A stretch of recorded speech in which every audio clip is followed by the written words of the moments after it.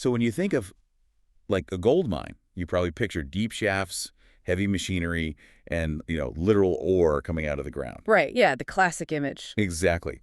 But right now, one of those fascinating resource empires out there looks, well, on paper at least, like a really sleepy suburban utility company in Colorado. It really is the ultimate disguise. It is. So welcome to the deep dive. Today we're looking at Pure Cycle Corporation, ticker PCYO, specifically their Q2 2026 earnings report from early April. And our mission today is to figure out exactly how this single Colorado company generates just massive value by monetizing the literal building blocks of society. We're talking water, dirt, and housing. Yeah, and you look at that ticker, you see the words water and wastewater, and you just expect this slow, highly regulated, maybe even stagnant business.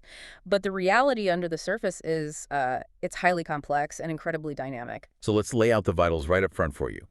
We're looking at their second quarter of 2026, so this covers the period right up to April. And the headline numbers jump right off the page, especially when you consider that, the winter months in Colorado are usually just dead quiet for any sort of land development. Absolutely frozen solid, usually. Right. Yet their year-to-date revenue is sitting at $14.3 million. That is nearly 50% of their $30 million full-year guidance. And they did this during the hardest time of the year to pour concrete. Which is, that's just unprecedented pacing. You generally do not see a developer crushing half their annual guidance when there's supposed to be snow on the ground. Exactly. And Q2 net income jumped 37% year over year to $1.1 million. Earnings per share hit 5 cents. So things are moving fast. Very fast. But to really understand how they're moving this fast, we need to view this company through a very specific framework. On the earnings call, management actually dropped this brilliant acronym to describe their core business model. Yeah, they called it a HALO asset, H-A-L-O. I love that term. It's so good. It stands for heavy asset, low obsolescence.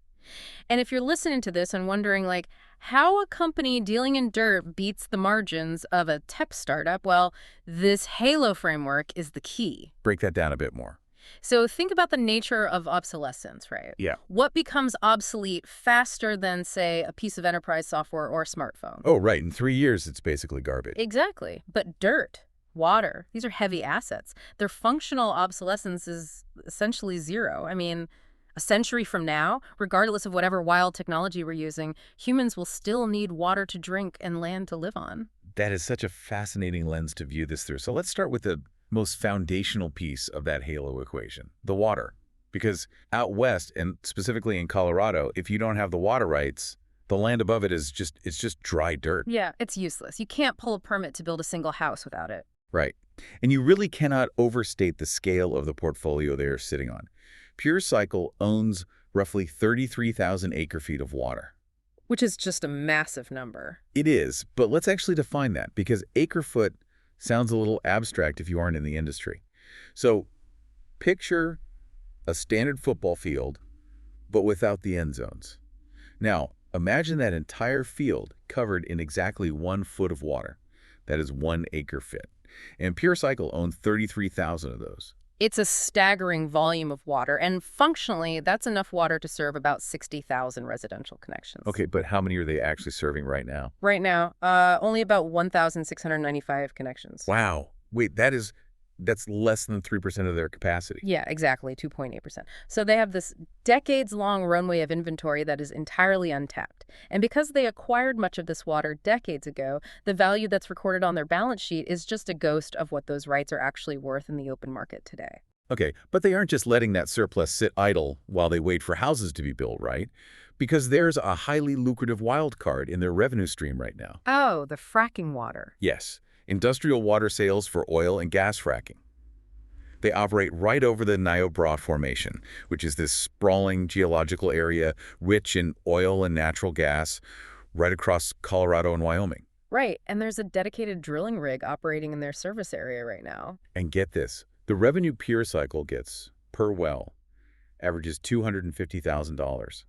And they've had over 250 wells drilled to date. Because when an energy company drills and fracks a well, they require an enormous volume of water to fracture the shale, and they need it locally. Because trucking it in, it's too expensive. Exactly.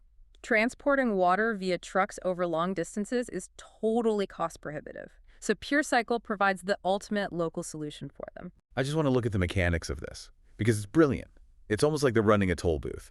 They Yeah. don't care if the oil company strikes a gusher or misses entirely. They just charge a premium every time the company needs to turn the tap on to keep exploring. Yep, they just collect the toll. But let me push back on this a little bit, because I looked at the transcript, and there's no guaranteed minimum here.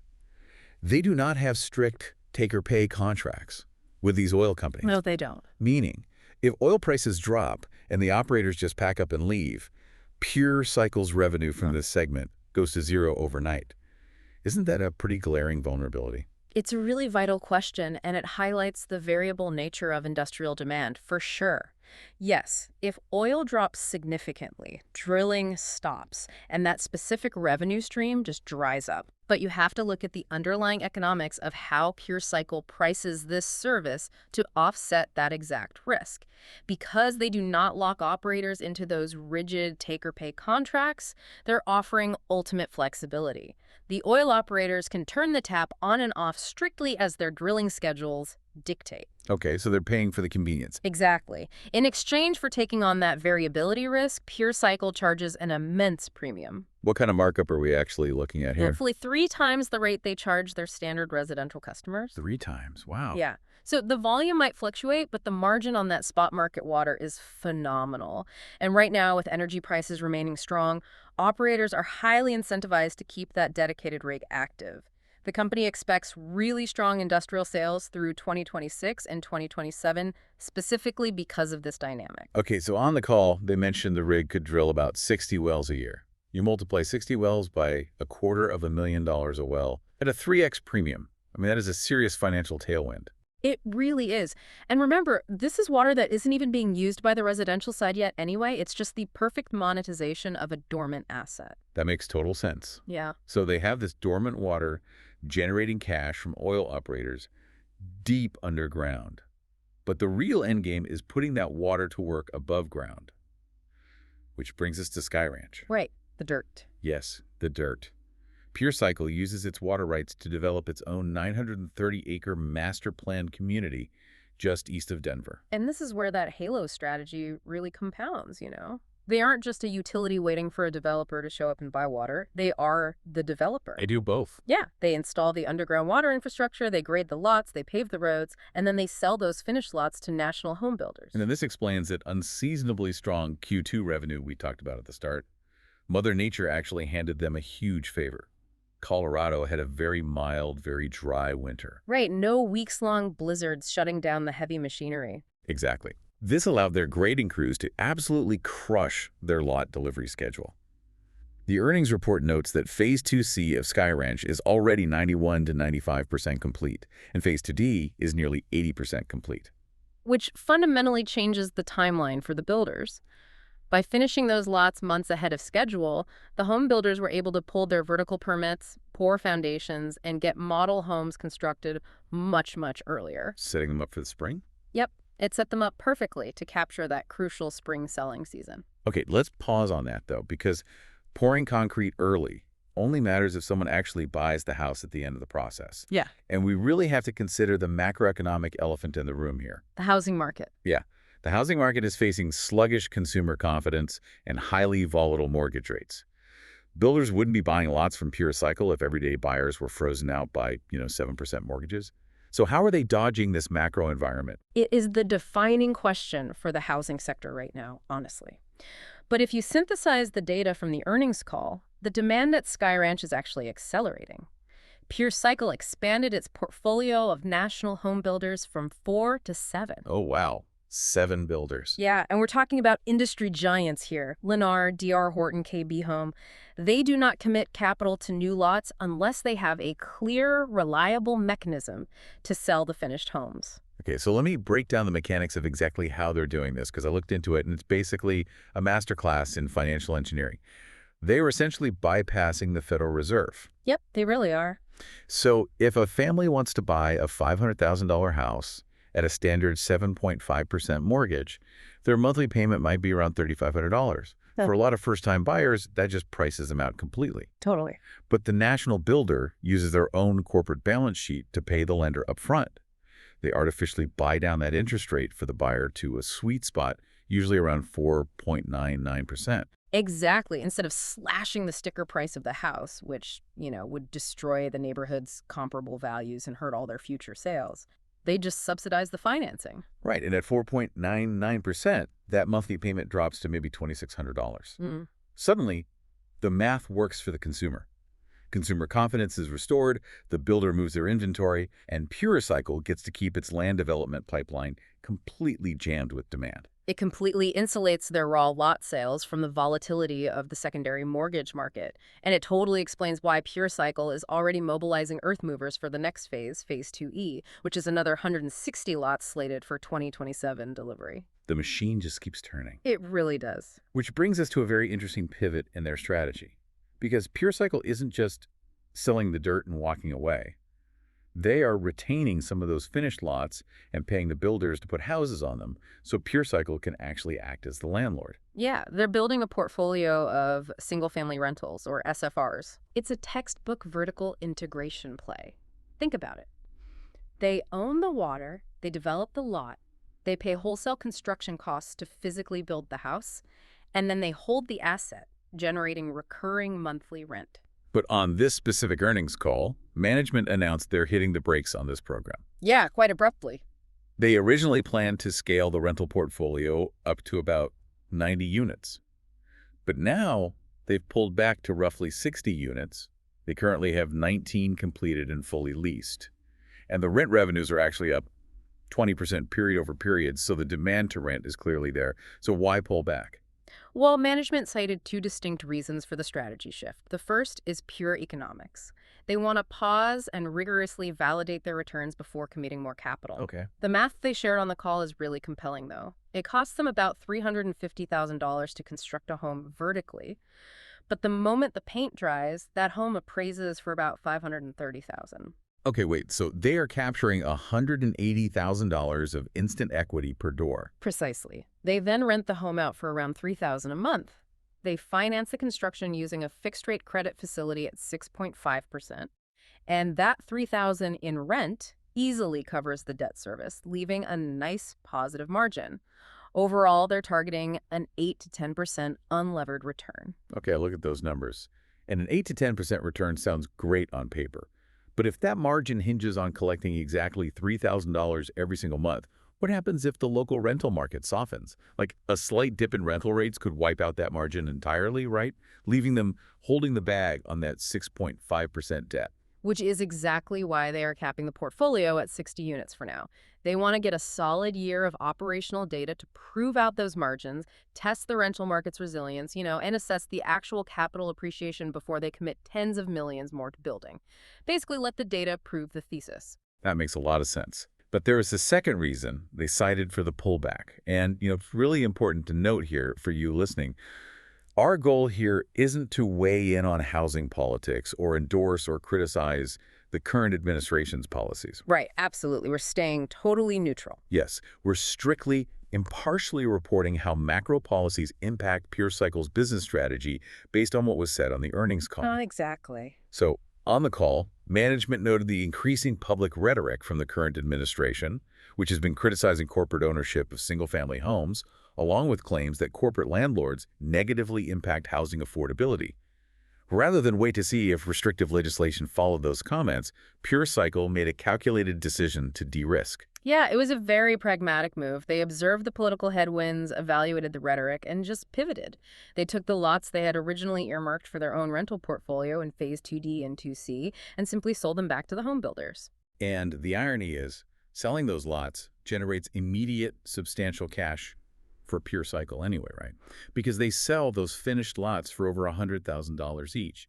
So when the political weather changes, they just flip a switch from hold and rent back to sell and monetize.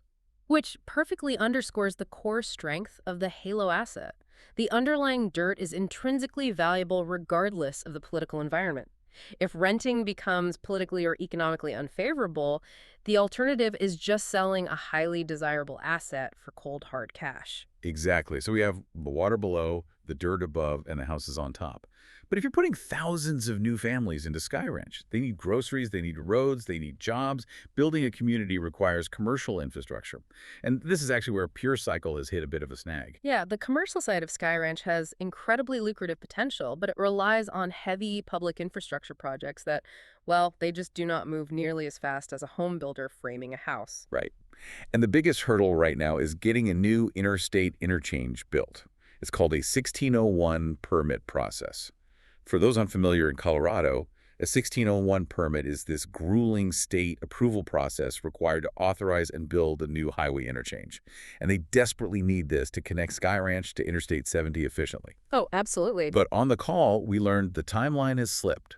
They're now targeting June for the permit submission. And construction isn't even expected to start until 2027, with completion pushed back to 2028. It definitely creates a temporary bottleneck for certain heavy traffic commercial users, like large retail centers. Now they're still marketing the commercial sites, and they can attract non-traffic sensitive users, like, say, a distribution warehouse that can just utilize the older, existing interchange in the meantime. Right, but the real prize is attracting high-value users, which brings up the buzzword of the decade, right? AI data centers. Data centers are the ultimate commercial tenant right now. They use immense amounts of power and, crucially, immense amounts of water for cooling. Pure Cycle has the land and the water. So why aren't they landing these data centers in Colorado? This is another area where local friction is dictating strategy. And again, remaining entirely neutral on Colorado state politics here, management described the legislative environment regarding data centers as, quote, dysfunctional. How so? Well, there are literally competing bills moving through the state legislature at the same time. One attempting to incentivize data center construction with tax breaks, and another attempting to actively disincentivize them due to environmental concerns. Okay, well, if I'm a tech giant looking to drop $3 billion on a new server farm, regulatory uncertainty like that is an instant deal breaker. You just cannot deploy that kind of capital if the tax rules might change overnight.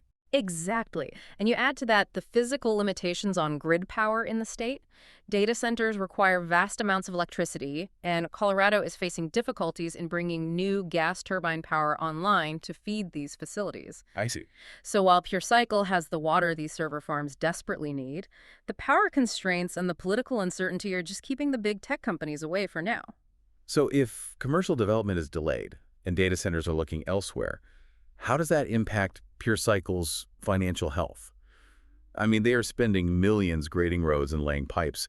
They have $11.6 million in cash, which is solid, but the number that really jumps off the page in this report is a $56.3 million note receivable. Oh, yeah. That note receivable is the secret engine of their financial model. It comes from local entities called metropolitan districts, or CABs. Okay, this is a pretty complex quasi-governmental mechanism, so let's walk through exactly how this works. Yeah. Pure Cycle doesn't just eat the cost of the new roads, water lines, and parks, right? No, not at all. They front the money to build them. Then, a local metropolitan district, which is basically a mini local government set up just for that, community issues municipal bonds to pay Pure Cycle back for those public improvements, with interest. Yes. Pure Cycle essentially acts as the municipal bank. They front the capital, the infrastructure goes in, the builders construct the houses get sold, and then those new homeowners begin paying property taxes to the metropolitan district. And then the district uses those property taxes to pay off the bonds. Precisely. And as more houses are built and property values at Sky Ranch go up, the bonding capacity of the district increases. Oh, meaning they can borrow more. Right. This means the district can issue more bonds, allowing Pure Cycle to get reimbursed for their initial outlay even faster. On the call, they mentioned looking at a refinancing event in 2027 that could pull $10 to $12 million or maybe even $20 million right back onto their balance sheet in cash. Wow, it creates this incredibly durable self-funding loop. They are borrowing expensive money from Wall Street to fund the next phase of development. They're just monetizing these local government reimbursables. Management actually proudly noted they haven't issued new equity to raise capital in over 15 years. They just keep rolling the reimbursed cash into the next phase of dirt. And all of it rests on that foundation of the halo asset, heavy asset, low obsolescence. So let's zoom out and recap what we've uncovered here. Because we started by looking at a supposedly boring utility company. But underneath, it's this highly complex, multi-layered resource engine. They're operating a premium toll booth for oil operators who need industrial water. They're leveraging a dry winter to accelerate land sales to home builders who are in turn engineering mortgage rates to keep buyers purchasing in a tough macro environment. Right. They are rigorously stress testing a highly profitable rental portfolio while remaining nimble enough to sidestep political headwinds. And on top of all that, they're acting as a municipal bank, sitting on over $50 million of public infrastructure receivables. It is a really remarkable synthesis of assets. The halo effect makes everything else in their ecosystem possible. It does. And that brings us to a final thought here. Because the detail from this earnings call that really stuck with me is the cost basis of these assets. Pure Cycle bought the 930 acres for Sky Ranch back in 2010 for just $5 million. And much of their water rights, that 33,000 acre feet, were acquired decades ago. Oh, yeah. So the carrying value recorded on their balance sheet is just a fraction of what these assets are actually worth in the real world today. It forces you to rethink how markets traditionally value companies, doesn't it? It really does. So here's a thought for you to mull over as you go about your day. In an era where the market is just obsessing over artificial intelligence, software, and tech cycles that can turn a product obsolete in like 6 months, what other quiet, under-the-radar businesses are out there? What other companies are sitting on deeply undervalued, low-obsolescence legacy assets like water, land, or mineral rights that were acquired decades ago? Because in a world of high economic volatility and digital disruption, a company that literally owns the dirt and the water might just be the ultimate hedge. It is a very compelling question to explore. It is. From the complex financial engineering of housing markets to the clear, enduring value of a simple acre-foot of water, it's all about looking beneath the surface.